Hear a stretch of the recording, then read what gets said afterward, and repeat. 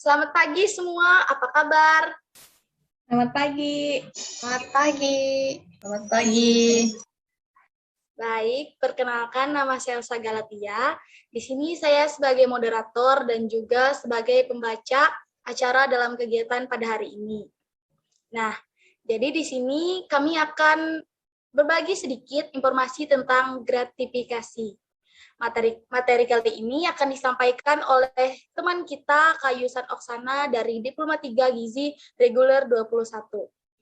Kepada Kayusan kami berikan waktu selama kurang lebih 25 menit dan akan dilanjutkan dengan sesi tanya jawab. Baik, terima kasih atas waktu dan kesempatan yang sudah diberikan kepada saya. Sebelumnya, perkenalkan, nama saya Yusan Oksana, saya berasal dari program studi Diploma 3 Gizi Reguler 21. Di sini saya juga perwakilan dari kelompok 3 dalam mata kuliah Pendidikan Budaya Anti Korupsi. Pada kesempatan kali ini, saya akan memberikan penyuluhan mengenai gratifikasi. Untuk Kak Salsa, bisa di-share screen materi kita hari ini?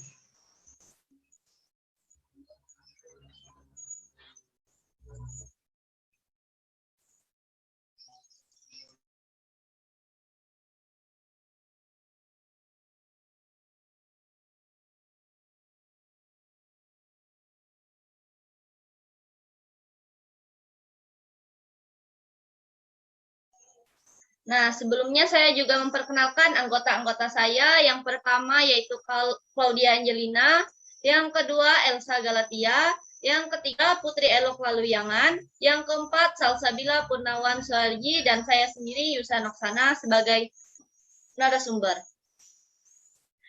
Nah, di sini kita akan membahas mengenai gratifikasi. Sebelumnya saya ingin bertanya kepada rekan-rekan sekalian, apakah ada yang tahu apa itu gratifikasi? Jika ada, bisa dinyalakan mikrofonnya dan perkenalkan namanya. Perkenalkan, nama saya Claudia Angelina. Di sini saya akan menjelaskan mengenai gravitasi. Jadi menurut saya gravitasi itu dalam artian luas meliputi seperti pemberian uang tambahan, seperti memberikan hadiah berupa uang atau barang, komisi pinjaman tanpa bunga, pengobatan cuma-cuma, dan fasilitas lainnya. Hanya itu? Ada lagi? Baik, kita lanjut ke slide yang berikutnya.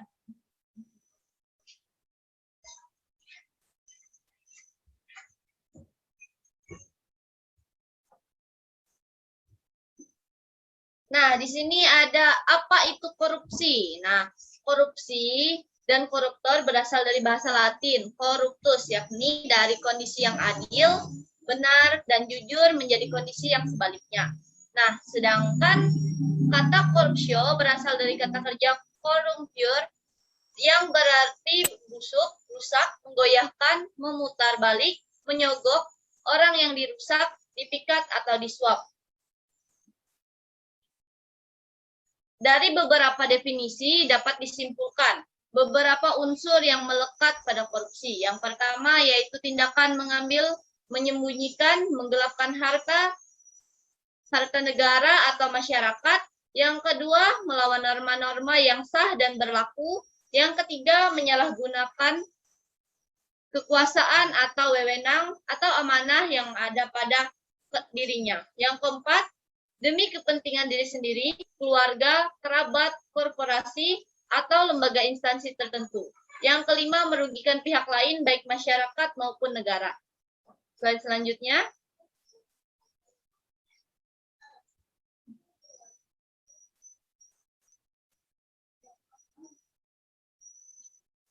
Nah, di sini ada bentuk tindakan pidana korupsi. Yang pertama yaitu ada merugikan keuangan negara, yang kedua penyuapan, yang ketiga pemerasan, yang keempat penggelapan dalam jabatan, yang kelima perbuatan curang, yang keenam gratifikasi, yang ketujuh benturan dengan jabatan. Slide selanjutnya.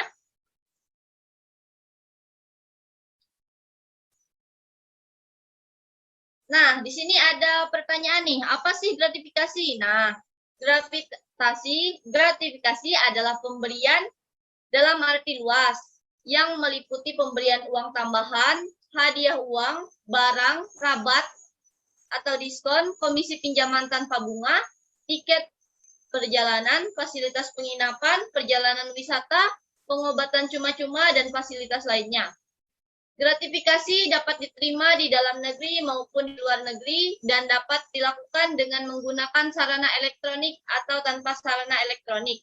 Nah, walaupun hingga sekarang masih belum ditetapkan batas minimum gratifikasi, pemerintah mengusulkan melalui Menkominfo pada tahun 2005 supaya pemberian di bawah 250.000 tidak dimasukkan ke dalam kategori gratifikasi.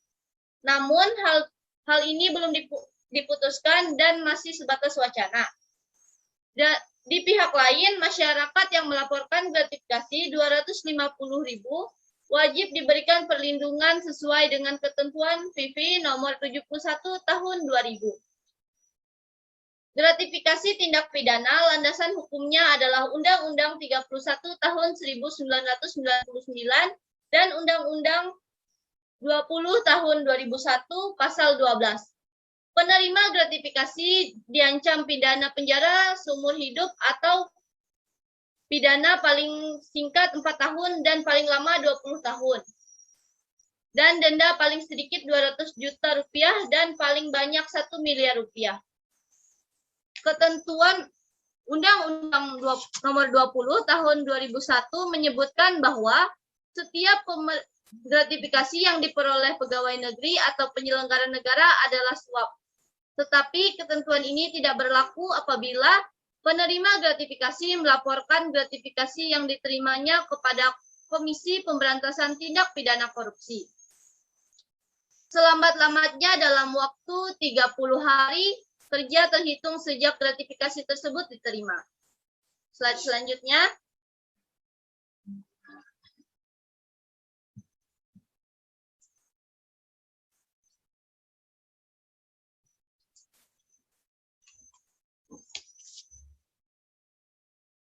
Nah, di sini ada landasan hukum tindakan gratifikasi. Pasal-pasal mengenai gratifikasi, istilah gratifikasi secara jelas dan gamblang kita temukan dalam pasal 12B dan pasal 12C Undang-Undang nomor 31 tahun 1999 sebagaimana yang telah diubah dengan Undang-Undang nomor 20 tahun 2001 tentang pemberantasan tindakan pidana korupsi atau Tipikor.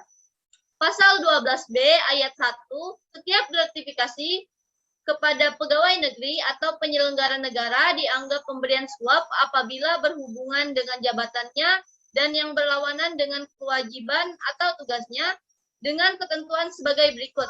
Yang pertama, yang nilainya 10 juta rupiah atau lebih, pembuktian bahwa gratifikasi tersebut bukan merupakan suap dilakukan oleh penerima gratifikasi. Yang kedua, yang nilainya kurang dari 10 juta rupiah, pembuktian gratifikasi tersebut suap dilakukan oleh penuntut umum.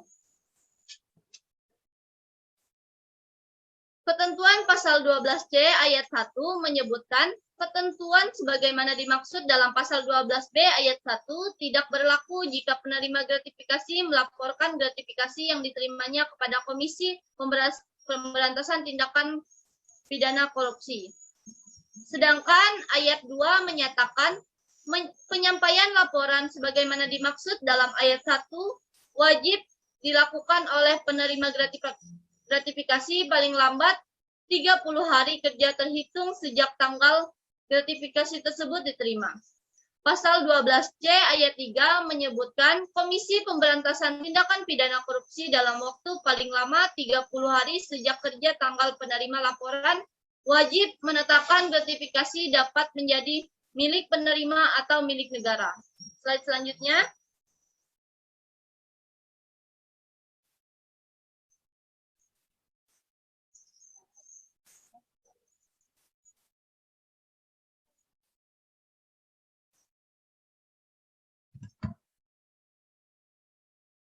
Nah, di sini ada contoh kasus tindakan pidana gratifikasi. Di sini saya mengambil 9, namun yang di slide hanya ada 5. Nah, yang pertama yaitu pembiayaan kunjungan kerja lembaga legislatif karena hal ini dapat mempengaruhi legislasi dan implementasinya oleh eksekutif. Yang kedua, pungutan liar di jalan raya dan disertai tanda bukti dengan tujuan sumbangan tidak jelas. Oknum yang terlibat bisa jadi dari petugas kepolisian, polisi lalu lintas, retribusi dinas pendapatan daerah, dan masyarakat atau preman. Apabila kasus ini terjadi, KPK menyarankan agar laporan dipublikasikan oleh media massa dan dilakukan penindakan tegas terhadap pelaku. Yang ketiga, yaitu penyediaan biaya tambahan atau fee 10-20% dari nilai proyek. Yang keempat, uang retribusi untuk masuk pelabuhan tanpa tiket yang dilakukan oleh instansi pelabuhan, Dinas Perhubungan, Dinas Pendapatan Daerah. Yang kelima, parsel ponsel canggih keluaran terbaru dari pengusaha ke pejabat. Yang keenam, perjalanan wisata bagi bupati menjelang akhir jabatan. Yang ketujuh, pembangunan tempat ibadah di kantor pemerintah karena biasanya sudah tersedia anggaran untuk pembangunan tempat ibadah di mana anggaran tersebut harus digunakan sesuai dengan pos anggaran dan keperluan tambahan dana. Yang kedelapan, pengurusan KTP, SIM, atau paspor yang dipercepat dengan uang tambahan. Yang kesembilan, mensponsori konferensi internasional tanpa menyebutkan biaya perjalanan yang transparan dan kegunaannya adanya penerima ganda dengan jumlah tidak masuk akal. Nah, lalu apa yang dimaksud dengan kepentingan konflik?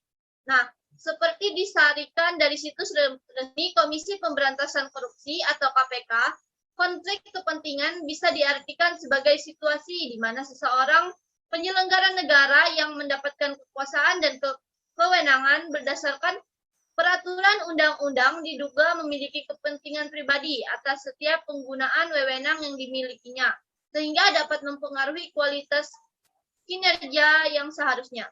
Slide selanjutnya.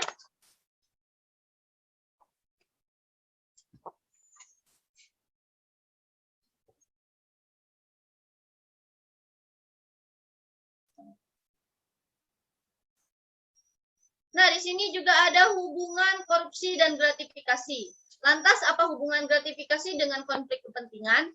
Nah, pemberian hadiah, gratifikasi yang diterima pegawai negeri, penyelenggara negara berpotensi menimbulkan konflik kepentingan. Konflik kepentingan yang tidak dikelola dengan baik dapat mendorong terjadinya tindak pidana korupsi. Adapun bentuk-bentuk konflik kepentingan yang timbul dari pemberian gratifikasi yaitu penerima gratifikasi dapat membawa kepentingan tersamar dan kewajiban timbal balik atas sebuah pemberian sehingga independensi penyelenggara negara dapat terganggu. Penerima gratifikasi dapat mempengaruhi objektivitas dan penilaian profesional penyelenggara negara dan penerima gratifikasi dapat digunakan sedemikian rupa untuk menguburkan tindak pidana korupsi. Slide selanjutnya.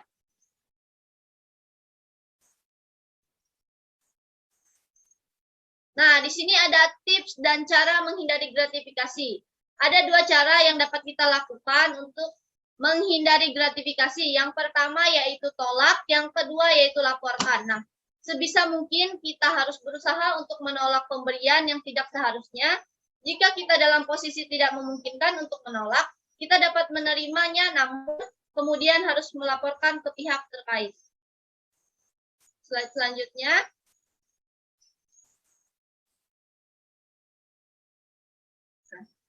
Ini slide terakhir dan hanya itu yang bisa saya sampaikan. Selanjutnya saya akan serahkan ke MC. Baiklah, terima kasih untuk Kak Yusan yang sudah menyampaikan materi pada hari ini. Sekarang kita akan masuki sesi tanya-jawab. Jika ada pertanyaan, langsung open mic. Silahkan.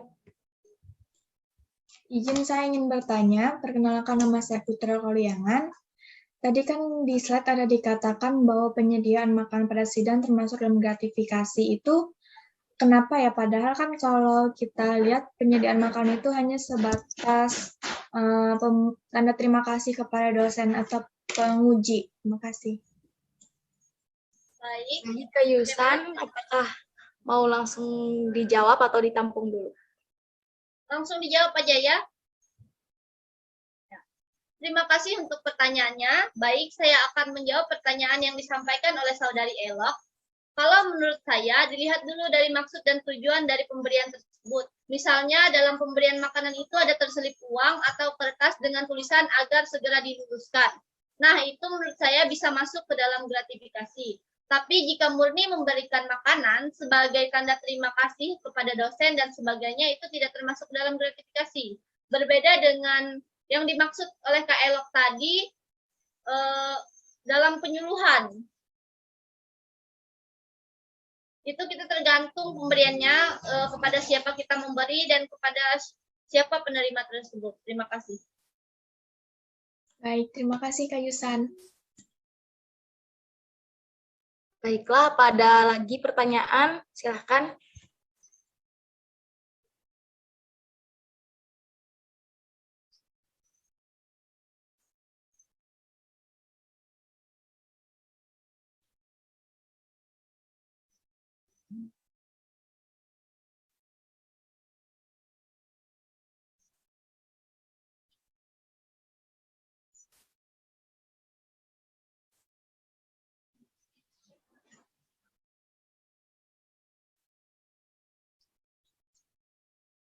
Apakah ada? Jika tidak ada, kita lanjut ke sesi berikutnya.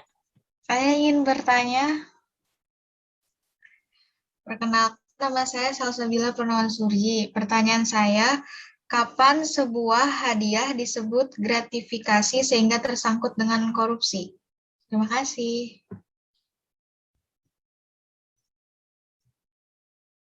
Ini pertanyaan terakhir ya, Kak Elsa? Iya, Kak, terakhir. Baik, langsung saya jawab. Terima kasih untuk pertanyaannya. Baik, saya akan menjawab pertanyaan yang disampaikan saudari Salsa. Nah, untuk mengetahui kapan gratifikasi menjadi kejahatan, korupsi, perlu dilihat rumusan pasal 12B ayat 1 Undang-Undang Nomor 31 Tahun 1999 dan Undang-Undang Nomor 20 Tahun 2001. Setiap gratifikasi kepada pegawai negeri atau penyelenggara negara dianggap pemberian suap apabila berhubungan dengan jabatannya dan yang berlawanan dengan kewajiban atau tugasnya. Jika dilihat dari rumusan tersebut, maka dapat ditarik kesimpulan bahwa suatu gratifikasi atau pemberian hadiah berubah menjadi suatu perbuatan pidana suap, khususnya pada seorang penyelenggara negara atau pegawai negeri pada saat penyelenggara negara atau pegawai negeri tersebut melakukan tindakan pidana, tindakan menerima suatu gratifikasi atau pemberian hadiah dari pihak manapun sepanjang pemberian tersebut diberikan berhubungan dengan jabatan atau pekerjaannya. Terima kasih. Apakah dapat diterima? Baik, jawabannya dapat diterima. Terima kasih Kak Yusan. Terima kasih. Acara selanjutnya saya serahkan ke MC. Baiklah, terima kasih untuk yang sudah bertanya. Semua pertanyaan sudah dijawab oleh Kak Yusan. Sekarang kita masuk ke acara yang terakhir, yaitu penutup. Sebelum kita mengakhiri acara ini, kita dokumentasi dulu sesi foto. Baiklah, sini sesi foto saya akan pandu. 1, 2, 3.